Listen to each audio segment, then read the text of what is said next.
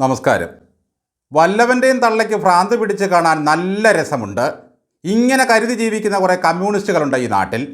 സ്വന്തം ജീവിതം ഭദ്രമാക്കിയിട്ടാണ് ഇവന്മാർ നാട്ടിൽ നവോത്ഥാനം നടത്താൻ ഇറങ്ങുക. മുന്തിയ നേതാക്കളൊക്കെ മക്കളെ വിദേശത്തയച്ച് പഠിപ്പിക്കും. ലോക മുതലാളിമാരുടെ കമ്പനിയിൽ ജോലിക്ക് കയറ്റും. മക്കളെ പൊന്നുപോലെ അവർ വളർത്തും. കല്യാണപ്രായമാകുമ്പോൾ സ്വന്തം ജാതിയും കുലമഹിമയും സമ്പത്തും നോക്കി കല്യാണം കഴിപ്പിച്ചു കൊടുക്കും. മക്കളുടെ ദേഹത്ത് ഒരു തരി മണ്ണ് വീഴാതെ പൊന്നുപോലെ ലാളിച്ചു വളർത്തും. എന്നിട്ട് കണ്ടവൻ്റെ മക്കളെ പരീക്ഷണ വസ്തുക്കളാക്കും. അവരെ സമരത്തിനിറക്കും, തന്തയെ തല്ലിക്കും. ഗുരുക്കന്മാരുടെ കസേര കത്തിക്കാൻ ആഹ്വാനം ചെയ്യും. പൊതുമുതൽ നശിപ്പിക്കാൻ വിടും. നേതാക്കളൊക്കെ മക്കളെ ഉരുളി കമിഴ്ത്തി ഉണ്ടാക്കിയതാണ്. അതുകൊണ്ട് വാത്സല്യം തെല്ല് കൂടും. കള്ളക്കമ്മി നേതാക്കൾ രാവിലെ നവോത്ഥാനം എന്ന് പറഞ്ഞ് വീട്ടിൽ നിന്നിറങ്ങുകയായി. കൺമുമ്പിൽ കിട്ടുന്നതെല്ലാം അവർക്ക് പരീക്ഷണ വസ്തുക്കളാണ്. അങ്ങനെയിരിക്കെ ഒരു മഹാരാഷ്ട്രക്കാരൻ ഫർമാൻ മധ്യപ്രദേശുകാരിയായ ഒരു ഹിന്ദു പെൺകുട്ടിയെ വിളിച്ചുകൊണ്ട് കേരളത്തിലെത്തി. അവൾ വൈറൽ താരമായിരുന്നു. ലവ് ജിഹാദ് നടത്തുന്നവരെ അത്യഗാധമായി സ്നേഹിക്കുന്ന ഒരു പാർട്ടി ഈ കേരളത്തിലുണ്ടെന്ന് ആ ഫർമാനോട് ആരോ പറഞ്ഞു കൊടുത്തു. അവരിവിടെ എത്തി പാർട്ടിയോട് പറഞ്ഞു ഞങ്ങളെ ഒന്നാക്കി തരണമെന്ന്.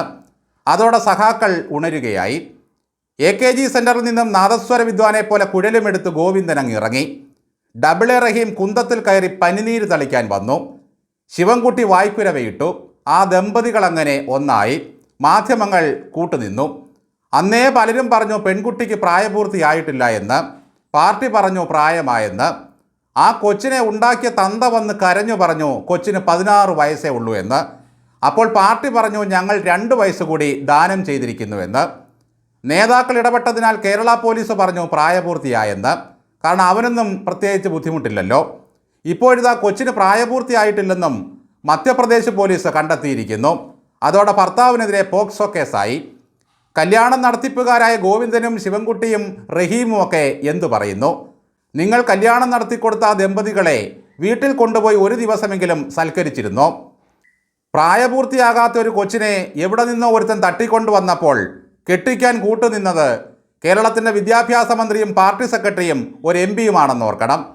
ശിവൻകുട്ടി പറഞ്ഞത് ഇതാണ് യഥാർത്ഥ കേരള സ്റ്റോറി എന്നാണ്. ആട്ടെ, ശിവൻകുട്ടിയുടെ വീട്ടിൽ വിപ്ലവകരമായ കേരള സ്റ്റോറി വല്ലതും നടന്നായിരുന്നോ? ഗോവിന്ദൻ ഇത്തരം പരീക്ഷണങ്ങൾ വല്ലതും വീട്ടിൽ നടത്തിയിട്ടുണ്ടോ? റഹീം പെണ്ണിന് പ്രായപൂർത്തിയാകുന്നതിന് മുമ്പാണോ പ്രണയ വിപ്ലവം നടത്തിയത്? ഈ നേതാക്കന്മാർ കേരള സ്റ്റോറി ഉണ്ടാക്കാൻ ഇറങ്ങിയത് കൊണ്ട് മാത്രമാണ് ആ കല്യാണം നിയമപ്രകാരം അല്ലാതിരുന്നിട്ടും പോലീസ് കൂട്ടുനിന്ന് നടത്തി കൊടുത്തത്. പാർട്ടി കാർമ്മികത്വം വഹിച്ചു സകല മീഡിയകളും ഓടിയെത്തി. ഇപ്പോഴിതാ വാർത്തകളിലൊന്നും പെണ്ണിന് പേരേയില്ല. ചാനലുകളിലാകട്ടെ അവളുടെ മുഖം പോലും കാണിക്കുന്നില്ല. അപ്പോൾ ഇത്രയും നാൾ കാണിച്ചതൊക്കെയോ? ഞെളിയാൻ കിട്ടുന്ന ഒരവസരവും ഈ പാർട്ടി വേണ്ടെന്ന് വയ്ക്കാറില്ല. പക്ഷേ വിപ്ലവമൊക്കെ നേതാക്കളുടെ വീടിൻ്റെ പുറത്തേ ഉള്ളൂ കേട്ടോ. പ്രണയിക്കുന്നവർക്കായി ഇടനില നിൽക്കുന്ന ഒരു പാർട്ടിയാണിത്. എന്നാൽ ഒരു CPM നേതാവിൻ്റെ മാനം കാക്കാനായി അയാളുടെ മകൾക്കുണ്ടായ കുഞ്ഞിനെ ശിശുക്ഷേമ സമിതിയിലൂടെ നാട് കടത്തിച്ചവന്മാരാണ് ഇതെന്നോർക്കണം. ആ ദത്ത് വിവാദം ആരെങ്കിലും മറന്നിട്ടുണ്ടോ? അന്ന് സജി ചെറിയാൻ പ്രസംഗിച്ചത് തന്തയെയും തള്ളയെയും വേദനിപ്പിച്ച് ഒരു പെൺകുട്ടി ഇങ്ങനെ കണ്ടയൊരുത്തൻ്റെ കൂടെ പോകാമോ, ഞാനും 3 പെൺകുട്ടികളുടെ പിതാവാണ് എന്നായിരുന്നു. പക്ഷേ കണ്ടവൻ്റെ മക്കൾ പ്രണയിക്കുമ്പോൾ പാർട്ടി മധ്യസ്ഥത വഹിക്കും. വർണ്ണമാല്യം എടുത്ത് കയ്യിൽ കൊടുക്കും. 2 പേർ പ്രണയിക്കുമ്പോൾ അവർക്കിടയിൽ ലോകം മാറിമറിയും എന്ന പഞ്ചാര വാക്ക് എഴുതി വിടും. അപ്പക്കുട്ടയും ചുമന്ന് നടക്കുന്ന ഗോവിന്ദനൊക്കെ ഇതിന് മറുപടി പറയണം. കേരള സ്റ്റോറി രചിക്കാൻ ഇറങ്ങിയ ശിവൻകുട്ടിയും മറുപടി പറയണം. ഒന്നിനും യാതൊരു ഉളുപ്പുമില്ലാത്ത റഹീം മറുപടി പറഞ്ഞിട്ട് യാതൊരു കാര്യവുമില്ല. ജാതിയും മതവും നോക്കാതെയാണോ ഈ പാർട്ടിയിലെ നേതാക്കന്മാരൊക്കെ കല്യാണം കഴിച്ചത്?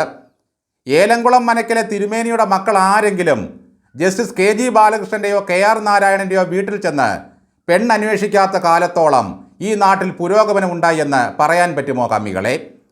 VS-ഉം പിണറായി വിജയനും ഗോവിന്ദനും ബേബിയും കല്യാണം കഴിച്ചത് മതം മാറിയാണോ? ബ്രിട്ടാസും വീണ ജോർജും വല്ല വിപ്ലവവും അവരുടെ ജീവിതത്തിൽ കാണിച്ചായിരുന്നോ? അവരൊക്കെ ജാതകവും ജാതിയുമൊക്കെ നോക്കിയാണ് കല്യാണം കഴിച്ചത്. സാംസ്കാരിക നായകനായി നടക്കുന്ന സജി ചെറിയാൻ കെട്ടിയത് ഏതെങ്കിലും ബ്രാഹ്മണ കുടുംബത്തിൽ നിന്നാണോ? ശിവൻകുട്ടി എന്താ സ്വന്തം ജീവിതത്തിൽ ഒരു റിയൽ കേരള സ്റ്റോറി ഉണ്ടാക്കാതിരുന്നത്? അഥവാ ഒരു കമ്മ്യൂണിസ്റ്റ് നേതാവ് ജാതിയോ മതമോ മാറി കല്യാണം കഴിച്ചാൽ അവൻ്റെ ജാതിയേക്കാൾ മുന്തിയ ജാതിയായിരിക്കും. അല്ലെങ്കിൽ സ്വത്ത് നോക്കും, പദവി നോക്കും. ഇവിടെ പാർട്ടിയും മന്ത്രിയും ഇടപെട്ടതോടെ എത്ര പെട്ടെന്നാണ് വിവാഹ സർട്ടിഫിക്കറ്റ് കിട്ടിയത്? ഇനി കേസായിട്ട് എന്താണ് കാര്യം? മാല വിൽപ്പനക്കാരനാണെങ്കിലും ആ പെൺകുട്ടിയുടെ പിതാവും പ്രതീക്ഷയോടെയാണ് മകളെ വളർത്തിയത്.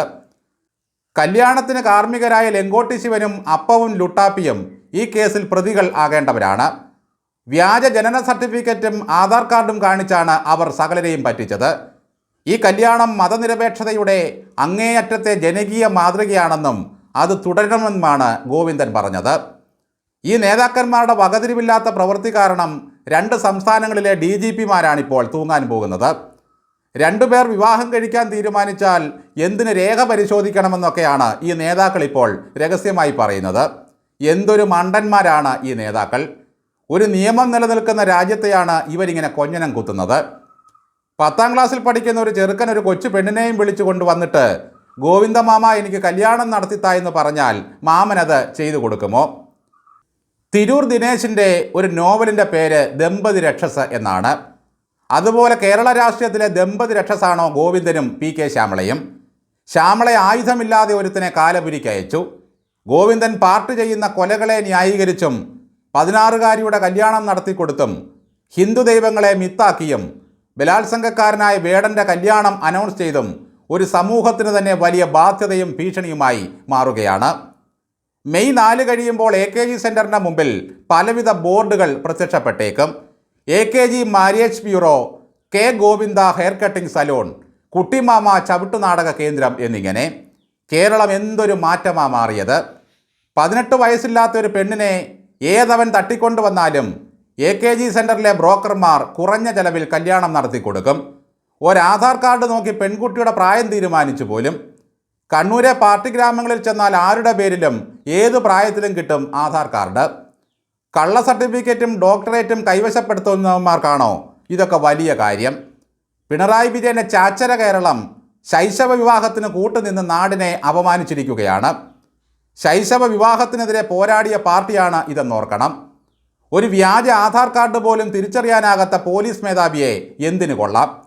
ഒരു വർഗീയ കലാപം പോരട്ടെ എന്ന് കരുതിയാണ് CPM ഈ കല്യാണത്തിന് ഇറങ്ങിയത് തന്നെ. അമ്പലത്തിൽ വെച്ച് കല്യാണം നടത്താൻ എളുപ്പമാണ്. പല അമ്പല കമ്മിറ്റിയും കമ്മ്യൂണിസ്റ്റ് പാർട്ടിയുടെ അണ്ടറിലാണ്. ഏതെങ്കിലും പള്ളിയിൽ ചെന്നിരുന്നെങ്കിൽ അവന്മാർ പത്തലെടുത്ത് തല്ലി ഓടിച്ചേനെ. ഇതിൻ്റെയൊക്കെ ഗുരുതരാവസ്ഥയും ഭവിഷ്യത്തും അവർക്ക് നല്ലതുപോലെ അറിയാം. കള്ളക്കമ്മികളുടെ എടുത്തുചാട്ടത്തിന് ഒരു പള്ളിക്കാരനെയും കിട്ടിയെന്ന് വരില്ല.